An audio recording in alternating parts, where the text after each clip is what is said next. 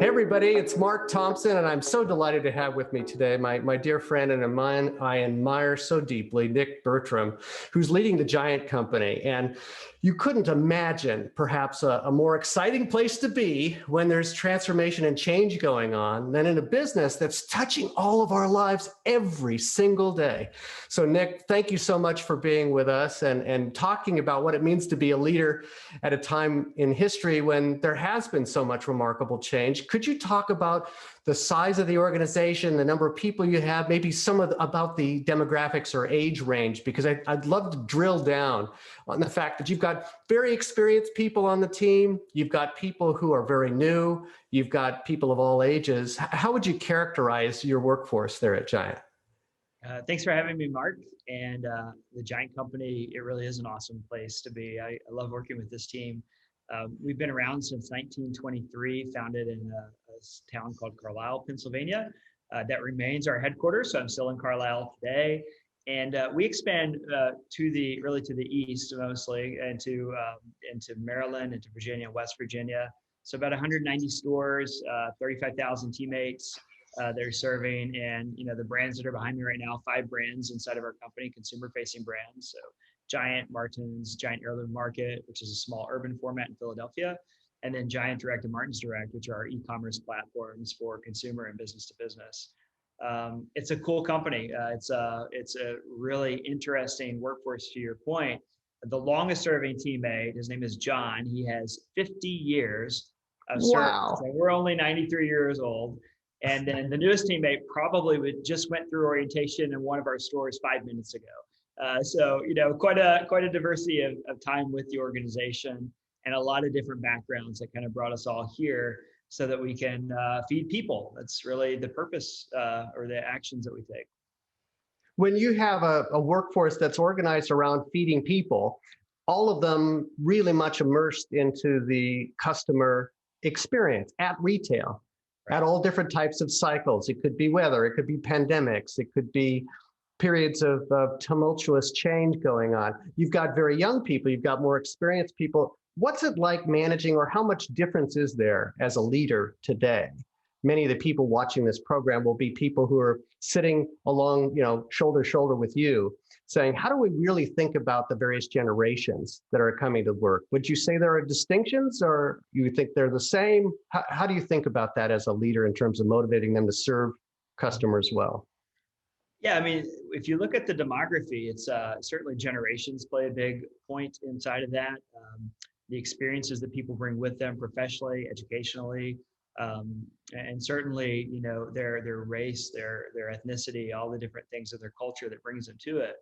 And what I found though, Mark, is that if you can have a unifying purpose that kind of transcends all of those different things and communicate that above all else, and really actually mean it, it brings everyone together. And our purpose, what we do, is connecting families for a better future. And so, yes, we're a grocery retailer. Yes, we're a grocery e-commerce organization, an omni-channel retailer, really. And yeah, that's what we do. But the purpose of that is connecting families for a better future. And for us, we're an optimistic company. We believe that the best is yet to come. And we think that the way to achieve that is actually at the family unit, because you can't change the world unless you change countries, and you can't change countries unless you change communities. You can't change communities unless you change and strengthen families. And because we sell food and because we create meal experiences, around the table is where families get stronger. That's where values are shared. That's where ideas are debated. That's where fun is had. That's where problems are solved. That's where tears are shed. And anything that we can do to try and make that experience easier, more affordable, healthier, more inclusive, so that everybody can experience it, we all want to do that. And that resonates with the boomers that work here. That resonates with Gen X. That resonates with millennials. It resonates with those that are just now entering the workforce, maybe part-time while they're in high school, because everybody has a sense of what family is. And by the way, it's very different for many people, and we welcome that. We celebrate that. But the notion of being together with people is universal. And that's really what we center all of our communication, our activities, our commercial strategy, really the whole of it anchors on that purpose.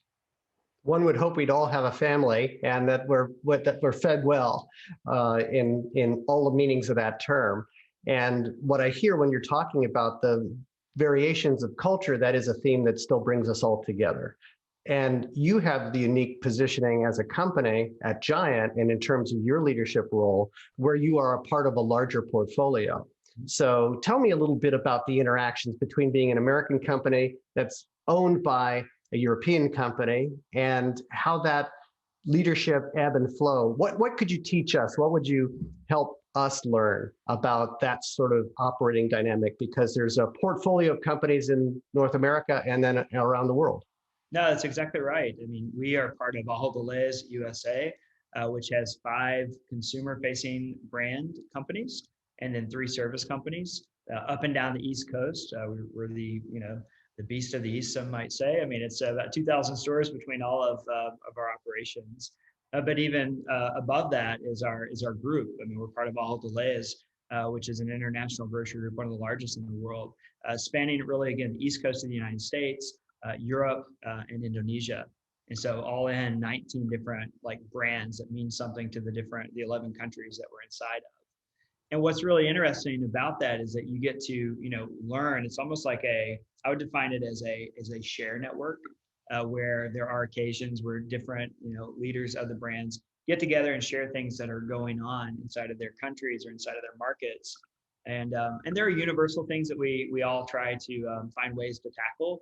And then there are unique things, which sometimes, if it's in Europe, might be a little bit ahead of what happens in the US. And so you can really leverage, I would say, an international network quite well to make your company exactly what is needed for the community that you're serving. And I think my group at the Giant Company is an example of that. When we were going into Philadelphia 3 years ago, which, Giant had not gone into the city center, we were in the counties of the DMA, but not in the city center. We knew that we needed a different format to accomplish that. And if you looked, coast to coast in the U.S., there really wasn't a small urban format that worked, from the customer mindset, from the operational mindset, or the financial mindset. But we didn't have to look too far, just across the Atlantic Ocean into the Netherlands at Albert Heijn, which is one of the oldest and most celebrated companies in the Netherlands, and a huge supermarket organization. And we were able to gather insight, to gather examples, to go see it for ourselves, to find out, logistical things that we don't experience in our large, 65,000 square foot stores. And then you bring that in and you apply the concept and you make it your own by bringing in, local purveyors and individuals who really know the community well. And it's a beautiful thing. And so that's what I love about being part of an international group. You get to learn from others. You get to share things. You have more access to information and insight than you ever would be alone. There are so many case histories written about the belief as a North American-based company that our model is so amazing that it's portable everywhere. And there's a lot of roadkill along the pathways of other major markets around the world. You've had the privilege with respect to coming from the other direction. And what can be learned, as you say, you were able to exchange kind of the best ideas. And yet, I guess so many, particularly in dealing with consumers, must vary significantly enough that really contribute materially to the growth rates and the contribution margins. Could you give us maybe 1 or 2 examples that might come to mind that would be like a big difference between the way people show up or the way people want service in Indonesia or somewhere in Europe versus North America, where you are, even in Philadelphia, or versus the suburbs? Yeah, I mean, you can honestly just see it inside of the 4-state geography that we have. I mean, we are in some very rural communities. We're in some very wealthy suburbs. We're in, a couple of, small urban centers, and then we're in, the second largest city on the East Coast with Philadelphia, 5th largest in America. And it's, you see the differences inside of those. Multiply that, by whatever factor you choose whenever you start to look at other countries. Because if you think about it, like, the Netherlands is the size of, geographically, the size of Rhode Island. If you really think about that. And yet they're this enormous organization and company. When I think of Albert Heijn, there's other brands over there, Ethos, Holland Hall, Bol.com. So there's actually 4 companies just in the Netherlands. And then if you look at the Benelux, you've got all kinds of different things. And so if I were to give you an example, it's the company called Delhaize in Belgium, led by my colleague Xavier, He has a commitment, and his team has a commitment to healthier communities that the Giant Company also shares. It's important to both of us to provide healthier alternatives and make it simpler and more affordable. And so we do share different ideas, but the loyalty program that he has in Delays does not necessarily translate into the loyalty program of the Giant Company. Ours is more based on fuel rewards. His is not, right? But you can still find something inside of that to bring healthy options as like a component of that, a reward factor for that. And then you have an idea that's kind of transportable. So you can't ever just take something, in my opinion anyway, and just drop it in. You always have to put it through the filter of what your customer wants before you actually apply that. And I've seen examples of those we compete with who try to take, and you mentioned this in the roadkill, like there are examples of organizations that have come from Europe, come to the US, try to go, and they're already gone. There's examples of some that, are right here, right now that are, some would say struggling, and you wonder what's going to happen long term. And the same is true, of course, it's not just Europe and America. If you look at really, all the continents, you can have examples like that. Well, I would think that having the proximity of countries and language and all the rest, it could be quite a head fake. And your lesson is, I think, a very primal and central primary concept around listening to the customer in deep enough ways to really know what's working locally, and then try to get scale through the synergy and knowledge of the experiences of others in other communities. You're an inspiring guy for many reasons, and one of the things that inspires me most is the fact that here you are, a sitting leader of an organization running this company, and you also take time to serve that community and be connected. I imagine that you're one of the people who ends up being right there at the listening post in Philadelphia. Your work with the Chamber of Commerce, your work with other organizations. How would you coach other leaders like yourself, and why would you suggest that they consider thinking about that local network in addition to one hell of a big day job that you've got going there? That's a lot to take on. Why do you do it, and what does it mean, and what would you share with others about that process? Honestly, Mark, I see it as all connected. Our company is the second largest private employer for the Commonwealth of Pennsylvania, which is a big state. And so we can't really sit on the sidelines when there are policy problems that, inhibit growth or leave people out. Like that's not something we can do, because that's with 1.3 million households that we serve each week. Those are our customers, 35,000 teammates. Those are, and their families. I mean, think about how many people that is. And so I feel like I'm convicted that we have a responsibility to make an impact. And it's not just me. I mean, it's inside of the fabric of our organization. I'm a big proponent of corporate social responsibility and having philanthropy, volunteerism, and partnerships that accomplish, things that we can't accomplish on our own.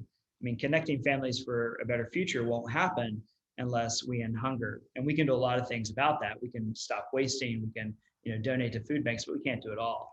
It won't happen unless children's lives are changed, especially those who are sick. And so that's a really important platform for us. And I don't think it will happen unless we take actions to begin healing our planet.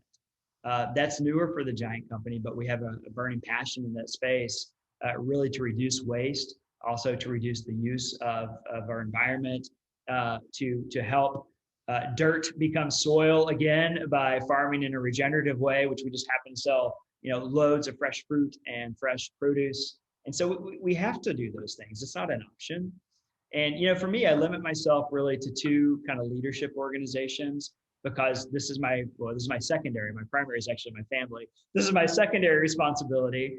And so for me, it's really the state chamber, where I'm chairman of the board now, and and we're about to go into an election cycle year, and there's always lots of interesting things going on politically. Harrisburg State Capitol is adjacent to Carlisle, so it's pretty easy for me to be involved in that.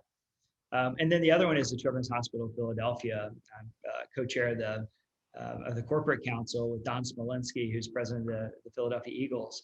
And he and I just gather, 150 other, senior leaders inside of Philly to be ambassadors for what's happening in CHOP, which is one of the very best children's hospitals in the entire world. and doing groundbreaking research and, making an impact on cancer, making an impact on new diseases that are just now really coming up.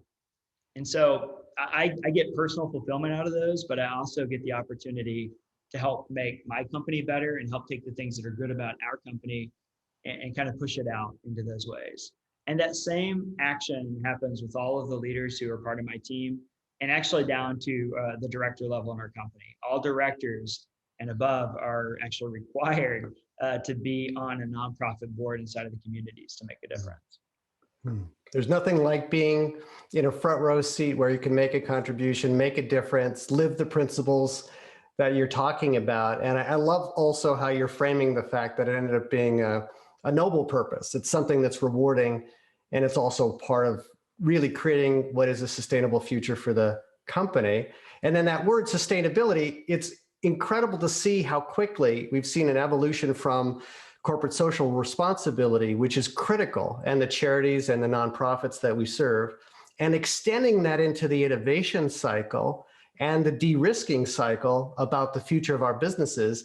Innovation ends up being one of those things where sometimes constraints help, like being more environmental, like being better for the planet. This whole notion of ESG has been talked about for a while, but it now is a real component of making you a competitive, differentiated company. Could you talk about your belief system around ESG, and also being, I guess, also connected with Europe, where there's been sometimes different senses of urgency because it's a small, concentrated, urbanized place. Could you share with us what you want to coach other leaders about when it comes to the ESG process as not a charity anymore, but being mission critical for the business? It's definitely much larger than that. I was talking with my friend Manny Marr, who works at Bank of America in the commercial markets, and he just did a presentation recently on what ESG means really to the financial community, to investors, and how like top of mind that is now. I think if I look back in time, it was once something that noble companies do. Now I think it's something that all companies are required to do. And I feel kind of lucky because I'm part of a group of companies that have always had that at the forefront. We have incredibly strong and rich and transparent governance already in place, which I'm very proud of. I mean, you can find out anything about the ultimate parent company, all the layers, through our investor relations team and just all of the different stuff. We're participating in the Dow Jones Sustainability Index. We're making public commitments, and that's awesome. When I think about the social angle of that, that covers a lot of different things. I mean, you look at insecurity, you look at food insecurity, and all those different elements that we could talk about. But the one that probably resonates with me the most personally is everything that we're doing for diversity, equity, and inclusion. 2020, my goodness, taught everyone so very much. And as if the pandemic weren't enough, the murder of George Floyd, I think awakened the entire world to things that many in the Black community always knew and even said, but honestly, many of us did not hear. And I'm really proud of our company's response to that.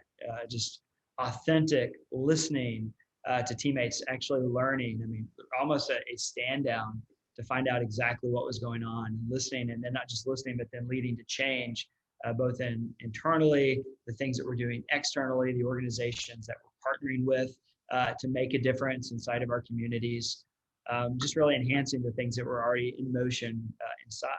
So that's a really important component.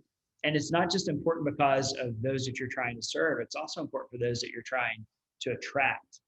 The war for talent requires organizations who not only embrace diversity and create equity and kind of demand inclusion. Like, those things must take place to get the workforce to do the work that we need today. And so that matters. And then the E, the environmental part, man, I've learned a ton about this, and I have quite a bit of energy inside of it right now. We recently became a partner with the Rodell Institute, which is also a Pennsylvania institution. And they are the originators of organic farming. They literally have the longest research project in motion still to prove that organic farming is better for crop yield, is better for the environment, is better for animals, and ultimately is better for the health of humans than traditional or mass farming. And the USDA and several other organizations have done this. There's only two of these in the world. The other one is in, I believe, Norway. And so we've gone all in with them philanthropically as partners and everything else. And I've learned so much from their leader, Jeff, and his entire team. It's extraordinary, like just how much there still is to learn inside of that. And that's important. And plastic reduction and product reformulation, like all of these things matter. The office I'm in right now is powered now by solar panels. We have a solar field that we installed. And rather than concrete around it, we put a pollinator habitat around it so that, honeybees and butterflies can actually feed, because we're in the middle of farm country and, we need more pollinators. The die-off rate in our community is like 90%. It's just bad. It's a bad die-off rate. These are all things that I'm learning, but it's also things that our team is learning, and that we're not just learning, we're actually doing something about them. And to me, that's what ESG is. It can't just be, here's my policy, I'm going to put it up on the web page, I'm going to put a few stats.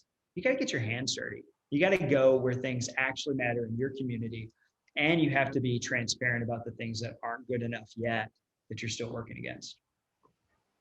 I think that's a wonderfully insightful way of thinking about it being part of the integrated plan for the company that enables you to do everything from attract talent and retain it better, give us a greater sense of purpose to the workforce, be a preferred employer. I've experienced your stores. I've never seen a place that's frankly more attractive, that was reflecting more pride from the values you just described than I've ever been in any other grocery store. It was really a remarkable experience that way. It took me by surprise.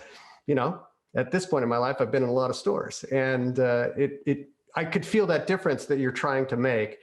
The way you talk feels to me like a guy who's been around for a lot more decades. And what would you wish you knew if you were talking to a younger version of yourself about how to lead and how to grow? Because you've rocketed up through the organization. What do you wish you knew? And how would you coach that younger version of yourself? What a cool question. What I wish I knew that I didn't at the time was that curiosity is actually a strength. Earlier in my career, I viewed it as a weakness because, I had advanced, rather fast for my age, right? And you get in these situations where you're a decade or 2 decades younger than your peers. You don't want to appear like you don't have all the answers, or, that you can't keep up. And, as confidence kind of grows, as I've gotten older and matured, I found that same curiosity still exists. There's so much about this company I don't know. There's so much about the consumer I don't know, so much about the industry I don't know. And that curiosity actually, it's not a weakness. It's actually something that brings out the authentic version of myself, so that I can kind of lead without any kind of inhibition. And it also, I've learned from my team, kind of enables them to also admit when they don't know something and they want to know more about it, and they want to question things kind of in a really, in a pure way, not in a, taking somebody to trial, because there's a negative side to curiosity as well, where you're not really curious, you're just probing for probing's sake. But genuine curiosity, I think, is a strength. And I wish I had embraced that much earlier than I did. Well, that growth mindset that you exhibit, and that I've learned from the man that I've been working with for this last greater than a year, is, I think, such a superpower, because it also makes the rest of the team. It's what's given you such quick scale, because you can't advance unless there's competent, deep bench and players sitting on that bench ready to move and already getting the stuff done, that feel empowered, that feel willing to take the risks to innovate and be curious. So here's to a toast to staying, as Steve Jobs would say, stay foolish, stay curious, stay hungry. I feel all those things from you, Nick. So thank you so much for joining us for this edition of our program. And I look forward to learning about the next adventure that you're just about to lead, because there's always a new one for high achievers like yourself that you're about to embark again on. Thanks, Nick. Thank you, Mark. Take care.